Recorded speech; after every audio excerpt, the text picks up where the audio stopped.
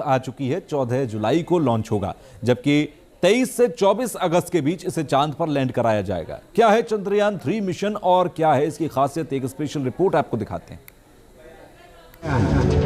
9, 8, 7, 6, 5, 4, 3, 2, 1.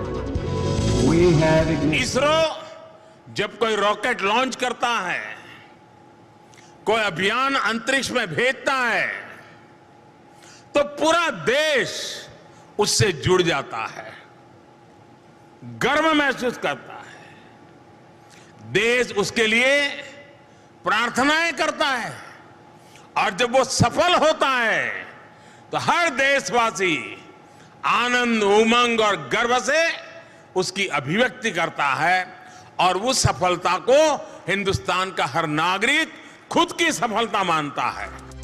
और सफल होने की वो शुभ घड़ी आ चुकी है। 14 जुलाई को दोपहर 2:35 पर जब भारत का चंद्रयान 3 चांद की तरफ कदम बढ़ाएगा, तब सारी दुनिया की नजरें इसरो के इस महाअभियान पर टिकी होंगी।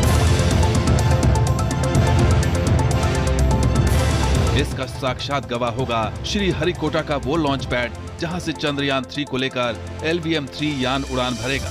हमारे वैज्ञानिकों ने चंद्रयान 2 की नाकामी से सबक लिया है और इस बार लॉन्चिंग से लेकर लैंडिंग तक कई बड़े और अहम बदलाव किए गए हैं। हमने इसी बारे में चंद्रयान 3, चंद्रयान 2 से अधिक कई काम किया है। पहला ये कि हमारे जो प्रॉब्लम था ये चंद्रयान 2 में, इस सभी को हमने दूर क्लोज किया। हम जो दो काम किया है, तो हमारे लैंडर लेग को स्ट्रेंथन किया है, अधिक प्रोपेलेंट जुड़ा किया है और पावर जनरेशन में भी अधिक सोलर पैनल लगा है। चंद्रयान 3 में लगे लैंड रोवर को चंद्रमा के साउथ पोल के 70 डिग्री पर लैंड कराया जाएगा।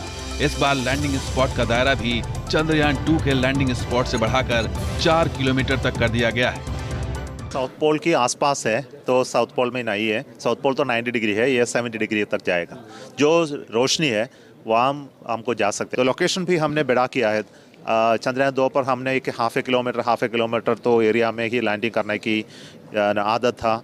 इसी समय हमने एक 4 किलोमीटर और बाई 2.5 किलोमीटर एरिया में लैंडिंग करने की कमांड है उस पर। सो हमारे चांस है कि एक्साइट लैंडिंग करने की कोई अधिक चांस है। चंद्रमा पर लैंड करते ही लैंडर एक्टिवेट हो जाएगा। उसमें लगे कैमरे तस्वीरों को लेना शुरू कर देंगे। लैंडर के एक्टिवेट होते ही लैंडर का दरवाजा खुलेगा और वहां से रोवर को बाहर निकाला जाएगा, जो फिर चांद की सतह पर 14 दिनों तक रहेगा। इसका लाइफ है एक दिन चंद्रमा में ये 14 दिन है, तो उसके बाद इसको नष्ट होगा।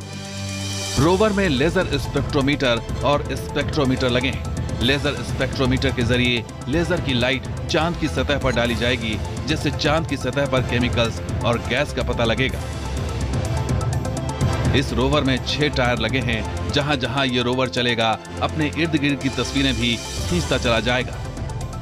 लैंडर और रोवर पर सोलर पैनल लगे हैं, जिससे ये 14 दिनों तक काम करेंगे। आफ्टर लैंडिंग, सॉफ्ट लैंडिंग के बाद एक दरवाज़ा खुलेगा। उस दरवाज़ा से एक गाइड भी निकलेगा। उस गाइड से हमारा लैंडर और रोवर तो 6 चक्र होते हैं, जो उससे हम बाहर निकलेगा और रगोलित में जाएगा।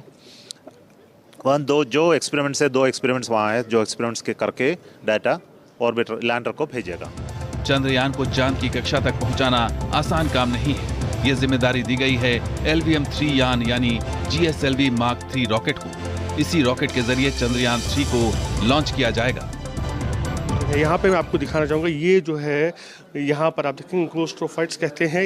एक साइड में एक और एक साइड में एक है रॉकेट के लगे हुए। ये सॉलिड प्रोपेलेंट्स है S-200। जो है सबसे पहले यही जो है लॉन्च के लिए इस्तेमाल होते हैं। उसके बाद यहाँ पर जो है लिक्विड बूस्टर्स है। इसके बाद जब लिक्विड बूस्टर से 100 किलोमीटर तक की ऊंचाई पर पहुँचेंगे, फिर आता है काम क्रायोजेनिक इंजन का। और क्रायोजेनिक इंजन के ज़रिए जो है फिर जो है चंद्रयान 3 को जो है GTO यानी कि जियो सिंक्रोनस ट्रांसफ़र ऑर्बिट में पहुंचाया जाएगा। और यहाँ पर जो है इस कैप्सूल के अंदर जो है चंद्रयान 3 होगा और जैसे ही ये GTO में पहुंचेगा ये जो है ये कैप्सूल खुल जाएगा। चंद्रयान 3 चंद्रमा की चट्टानों की ऊपरी परत का पता लगाएगा, भूकंप की बारंबारता का पता लगाएगा, चंद्रमा पर मौजूद गैसों का पता लगाएगा, चंद्रमा के वातावरण का यह अध्ययन करेगा। चंद्रयान 3 से सिर्फ भारत को ही नहीं, दुनिया भर के वैज्ञानिकों की नजरें इस पर टिकी है। इसकी कामयाबी से न सिर्फ भारत का सीना चौड़ा होगा, बल्कि यह पूरी दुनिया के लिए एक तोहफे की तरह होगा। के पिछले 8-9 वर्षों में प्रधानमंत्री श्री नरेंद्र मोदी जी ने जिस प्रकार से बहुत सारे क्रांतिकारी निर्णय लिए हैं, उसका ये परिणाम अब सबके सामने, और आज विश्व हमारी अंतरिक्ष विज्ञान को लेकर के हमारी क्षमता को स्वीकार कर रहा है। पहले अधिकतर चांद की भिन्न भिन्न प्रक्रियाओं का अध्ययन होता था, अब वहाँ से धरती का भी होगा, यानी स्टडिंग मून फ्रॉम मून के से लेकर के अब स्टडिंग अर्थ फ्रॉम मून भी होगा। अगर इसरो इस मिशन में कामयाब हो जाता है तो भारत चंद्रमा की सतह पर पहुंचने वाला चौथा देश बन जाएगा, जबकि चंद्रमा के दक्षिणी ध्रुव पर पहुंचने वाला दूसरा देश। इससे पहले अमेरिका, रूस और चीन ही चंद्रमा की सतह पर पहुंचे हैं, जिसमें केवल चीन के मिशन ने दक्षिणी ध्रुव पर लैंड किया है। अब हिंदुस्तान का वक्त है, उम्मीदें बड़ी हैं तो